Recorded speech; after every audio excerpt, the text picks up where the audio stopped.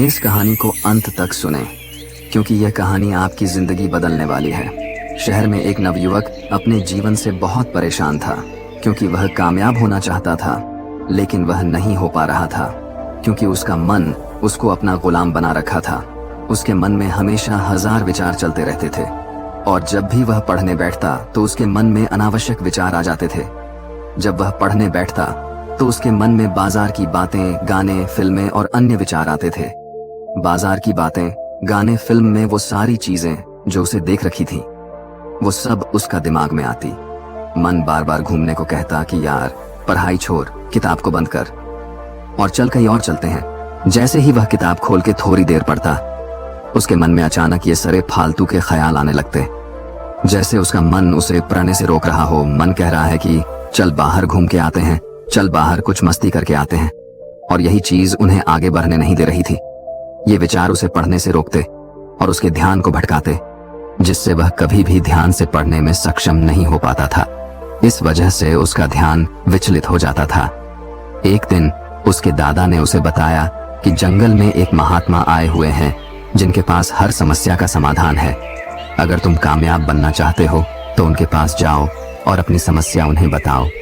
उन्हें निश्चित रूप से तुम्हारी सहायता करेंगे। अब तुम्हें देर नहीं करनी चाहिए, तुम चुपचाप वहां चलो क्योंकि इसमें तुम्हारी भलाई है। वह नवयुवक महात्मा के पास गया और देखा कि महात्मा नदी के किनारे ध्यान में लगे हुए हैं। उसने महात्मा के पास बैठकर कहा, महात्मा, मैं बहुत दूर से आया हूं, अब आप भी मेरी जिंदगी बचा सकते हो। लेकिन महात्मा अपनी आंखें नहीं खोली। धीरे धीरे 1 घंटा बीत गया, लेकिन महात्मा की आंखें नहीं खुली।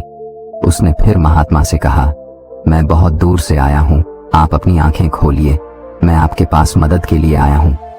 थोड़ी देर बाद महात्मा ने आखिरकार अपनी आंखें खोली और बोले, मुझे उससे क्या लेना देना।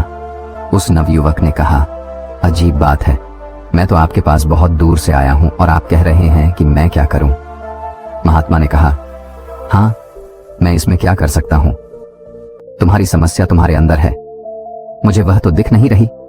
अगर सच में तुम्हारे पास परेशानियां हैं तो एक काम करो।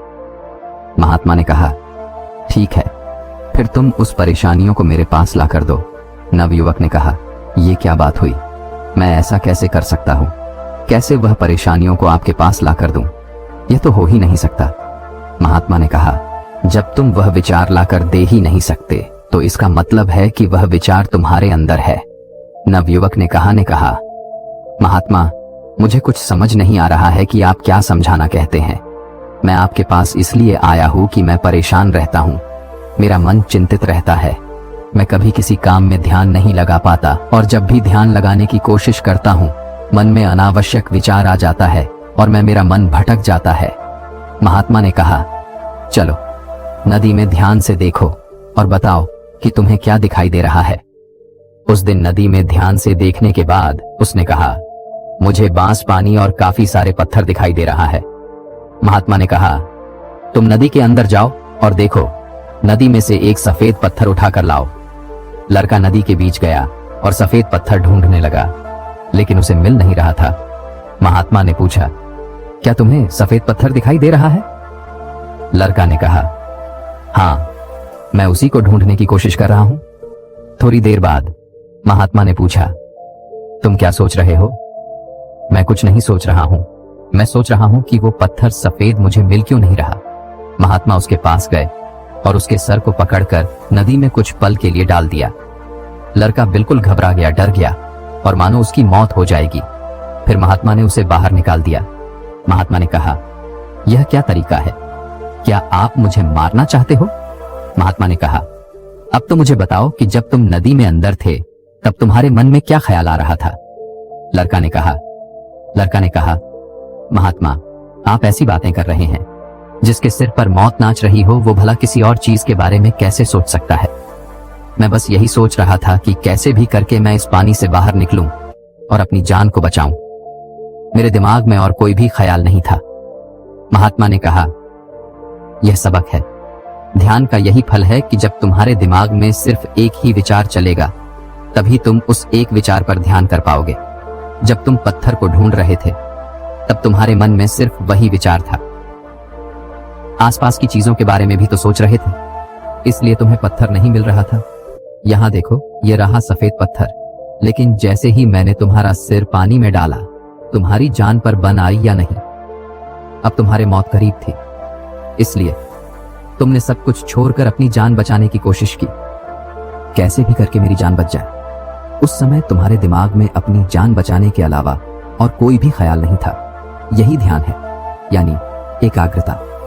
मतलब सिर्फ एक समय पर एक चीज के बारे में सोचना। देखो, हमारा दिमाग सिर्फ एक समय में एक काम के लिए ही बना है। हमारा दिमाग एक समय में दो काम सही से नहीं कर सकता है। इसलिए जब हम ध्यान करते हैं तो हमें चाहिए कि हमारे मन में कोई और ख्याल ना आए, क्योंकि जब कोई और ख्याल आएगा तब आप कोई भी एक चीज पर ध्यान लगा ही नहीं सकते। यही चीज पढ़ाई के साथ भी होता है। इसलिए मन को एकाग्र करना जरूरी है। कुछ चीजें हैं जिंदगी को बर्बाद कर देती हैं, लेकिन अगर आप स्टूडेंट हो तो आपको अपने काम पर फोकस करना चाहिए, तभी आप जिंदगी में कामयाब हो पाओगे। इतना सुनकर वह लड़का समझ गया कि जिंदगी में कामयाब होने के लिए फोकस का होना जरूरी है। जब हम एक लक्ष्य के साथ काम पर फोकस करते हैं तो हम कामयाब होते हैं। फिर उसने महात्मा से पूछा, महात्मा, आप मुझे ये बताइए कि मैं कामयाब होने के लिए वह कौन नियम अपनाऊं जो मेरी जिंदगी में काफी मददगार साबित हो। तब महात्मा ने कहा, जिंदगी में एक बात हमेशा याद रखना, तुम खुद को बनाते हो। मतलब तुम जो कुछ भी करते हो, जो कुछ भी देखते हो, जो कुछ भी सीखते हो, जहां भी जाते हो, हर वो चीज तुम्हें सबक सिखाती है। और तुम जैसे माहौल में रहते हो वैसे तुम बन जाते हो। हम अपनी भविष्य का खुद निर्माण करते हैं। जिंदगी में सफल होना आसान नहीं है। जब इंसान सफलता के रास्ते पर चलता है तो उसके रास्ते में बहुत सारी रुकावटें भी आती हैं, और कुछ रुकावटें इंसान खुद बनाता है। इसलिए कुछ गलतियां ऐसी होती हैं जो गलतियां तुम्हें नहीं करनी चाहिए, और कुछ काम ऐसे हैं जो इंसान को नहीं चाहिए। आओ इस बारे में मैं तुम्हें बताता हूं, जिसमें सबसे पहला नंबर 1 है, एक लक्ष्य को निर्धारित करो। ये बात सही है, जिस इंसान के जीवन में एक लक्ष्य नहीं, वो अपने जीवन में कभी आगे बढ़ ही नहीं सकता। ये ठीक वैसे ही है जैसे मैं तुम्हें कहूं कि तुम मार्ग में आगे चलो, लेकिन तुम्हें यह नहीं बताऊं तुम्हें कहां तो आगे चलना है। तुम खुद ही सोच के देखो, तुम कहां तक आगे चलोगे। तुम चलते चलते थक जाओगे, क्योंकि जब तुम्हें मंजिल नहीं पता तो तुम भला कहां पहुंचने की कोशिश करोगे। और तुम अपने दिमाग को क्या बताओगे कि तुम कहां जा रहे हो और तुम्हारी मंजिल क्या है।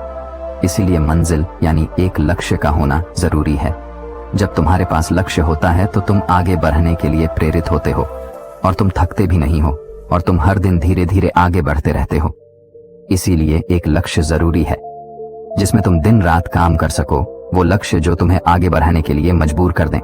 इसलिए खुद से सवाल करो कि तुम किस लिए पढ़ना चाहते हो, तुम किस लिए आगे बढ़ना चाहते हो, क्योंकि जिंदगी भी यही चीज तुम्हें कामयाब बनाएगी। नंबर 2, समय की अहमियत को समझो। ये बात सही है, जो लोग जीवन में समय की महत्वता को नहीं समझते, समय कभी भी उनके हक को नहीं समझता। इसलिए समय की कद्र करना सीखो। फालतू के कामों में, फालतू की बातों में, फालतू की उन चीजों में समय को कभी बर्बाद मत करो जिनसे तुम्हें कुछ भी हासिल नहीं होगा। अपने लक्ष्य को मेहनत से लगाओ। अपने लक्ष्य को अपने आप को कामयाब बनाने में लगाओ, और अपने लक्ष्य को उन चीजों में लगाओ जो तुम्हें आगे ले जाएं। फालतू की वो लोग जो हमेशा रास्ते के रुकावट बनाते हैं, जो हमें गलत रास्ते पर लेकर जाते हैं, उन लोगों से दूर रहो, तभी तुम्हारी भलाई है। नंबर 3, सवेरे उठने की आदत डालो। रोज सुबह जल्दी उठने का नियम बनाएं। ऐसा इसीलिए क्योंकि सुबह के वातावरण में गजब की ऊर्जा होती है। साथ ही उस समय दिमाग पूरी तरह से फ्रेश होता है, जिस कारण उस समय की गई पढ़ाई हमेशा याद रहती है। इतना ही नहीं, इस समय पढ़ते समय कठिन से कठिन सवालों को भी आसानी से हल किया जा सकता है। सुबह जल्दी उठने के लिए रात को समय पर सोना भी जरूरी है। साथ ही शारीरिक और मानसिक स्वास्थ्य को बनाए रखने के लिए 7-8 घंटे की नींद आवश्यक है। ये सब बात सही है। ब्रह्म मुहूर्त का समय तुम्हारे दिमाग के लिए सबसे अच्छा समय होता है, क्योंकि इस मुहूर्त में माहौल बिल्कुल शांत होता है। तुम सुबह उठकर ध्यान क्रिया करके पढ़ाई कर सकते हो। तुम देखोगे कि तुम जो भी पढ़ोगे वो तुम्हें याद रहेगा, और वो जीवन भर तुम उसे कभी नहीं भूलोगे। इसीलिए ब्रह्म मुहूर्त वरदान है। और अच्छी सोच रखें और खुद को प्रेरित करें। हमेशा अपनी सोच अच्छी रखें और खुद को आगे बढ़ाने के लिए प्रेरित करते रहें। अच्छी सोच से मन में सकारात्मक ऊर्जा बढ़ती है, जो विद्यार्थी जीवन में बहुत जरूरी है। वहीं दूसरी ओर अगर कोई काम करने में कठिनाई महसूस हो रही है तो ऐसे में बिल्कुल भी निराश नहीं होना चाहिए। ऐसे वक्त में जरूरत होती है खुद को प्रेरित करने की। खुद को प्रेरित करें कि कोई भी काम असंभव नहीं है और उस कार्य को करने का प्रयास करें। चूंकि हर स्थिति में सकारात्मक सोच रखना भी मुमकिन नहीं है, इसलिए ऐसी स्थिति जब दिमाग केंद्रित न हो और मन में नकारात्मक विचार आने लगे तो अपने माता पिता और अभिभावक से सलाह जरूर ले लेनी चाहिए। हमेशा प्रसन्न रहें। विद्यार्थी जीवन में हमेशा खुश रहने का प्रयास करें। खुश रहने से आप न केवल अच्छी तरह से स्टडी कर पाएंगे बल्कि दूसरों के साथ आपके संबंध भी अच्छे बने रहेंगे।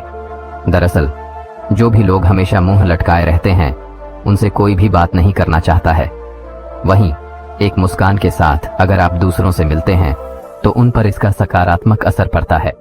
बाकी कहानी आपको कैसी लगी आप हमें जरूर बताइए और इसी तरह की वीडियो को देखने के लिए हमारे YouTube चैनल को जरूर करें सब्सक्राइब। अगर आपका किसी भी तरह का सवाल है तो आप वो भी हमसे पूछ सकते हैं। तब तक हम आपसे मिलते हैं ऐसे वीडियो के साथ अगले दिन। धन्यवाद।